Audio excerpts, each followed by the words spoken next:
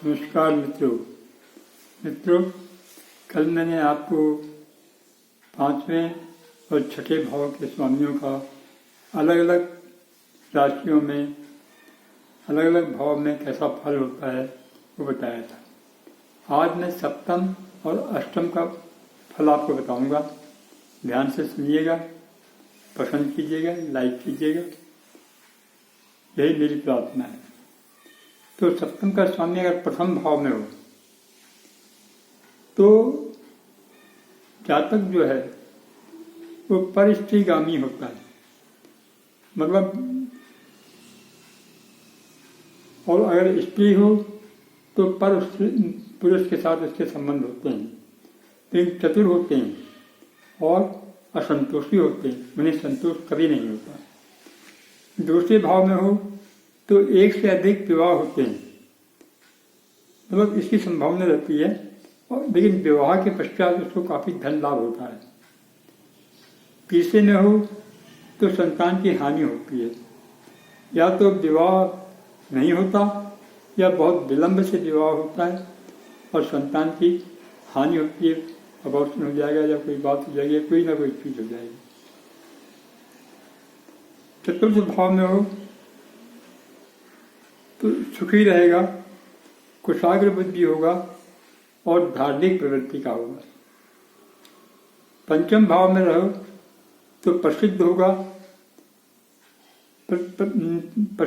बहुत सम्मानित होगा और सुखी और धनी रहेगा। धन का उसके पास कोई कमी नहीं रहेगी।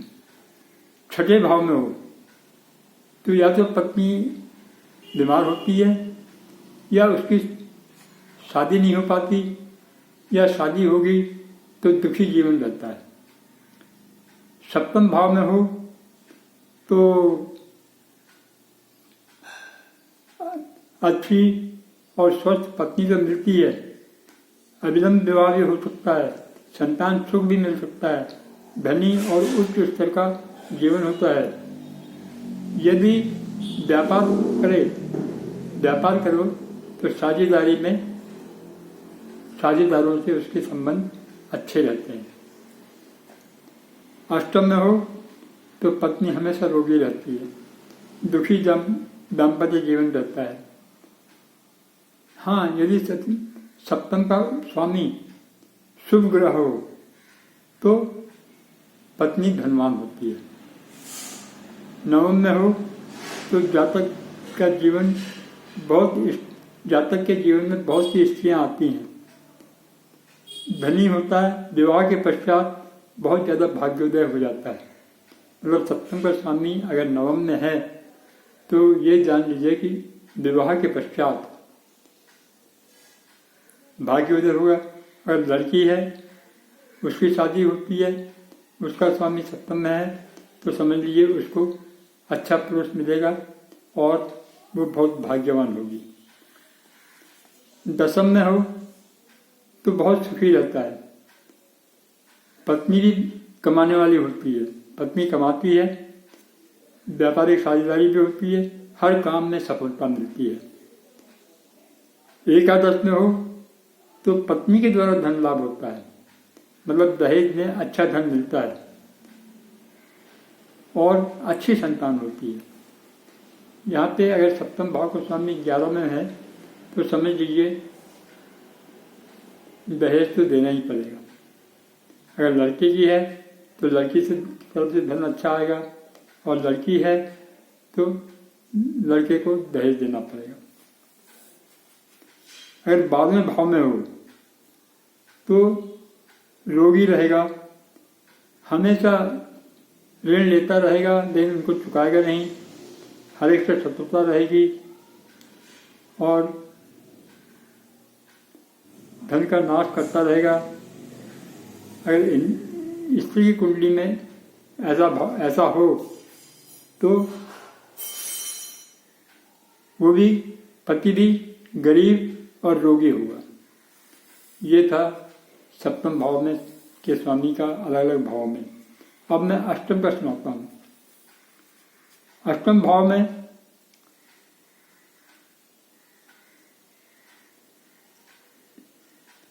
आयु में वृद्धि करता है और अगर बलवान है तो वृद्धि करेगा और नहीं है तो अस्वस्थ रहेगा, दुर्घटना की संभावना रहेगी।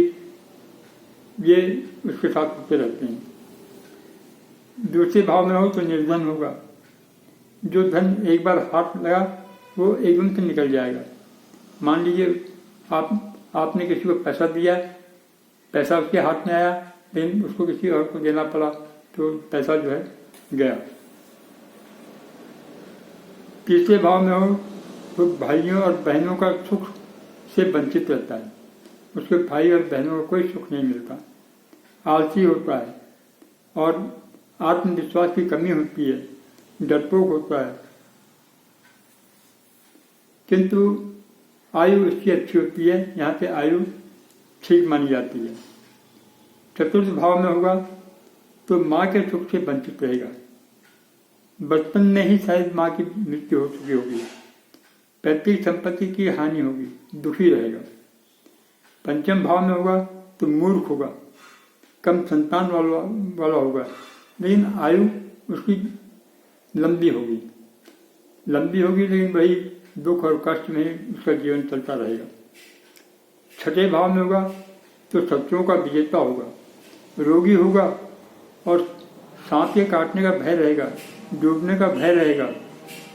उसको बहुत सावधान रहना चाहिए। नदी में या तालाब में नहाए तैरे तो नजदीकी तैरे, ज़्यादा दूर न जाए। सप्तम में होगा तो पत्नी की मृत्यु जल्दी हो जाती है। पत्नी की मृत्यु हो जाएगी, दाम्पत्य जीवन बेकार हो जाएगा। व्यापारिक अगर किसी से साझेदारी करता है तो साझेदारी में उसका नुकसान ही होगा, फायदा कुछ नहीं होगा। आठवें भाव में हो तो दीर्घायु।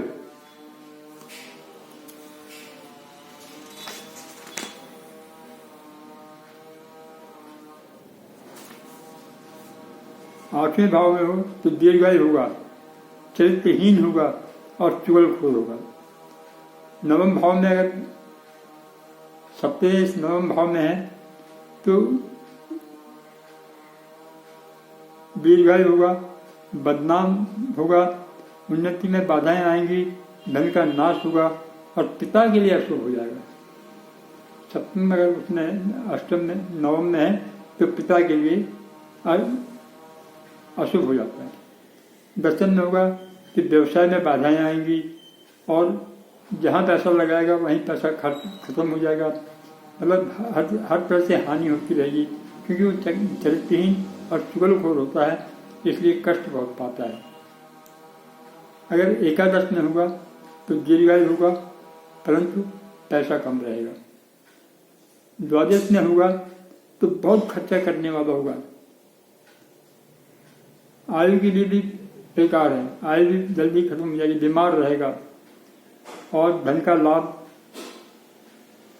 तो होगा, लेकिन क्योंकि विपरीत राजयोग बनता है इसलिए धन का लाभ हो जाता है, लेकिन खर्चा इतनी बुरी तरह से करता है कि कुछ मत पूछिए। तो ये था आज का हमारा कार्यक्रम, जो मैंने आपको सप्तम और अष्टम का बताया है और कल नवम और दसम का बताऊंगा।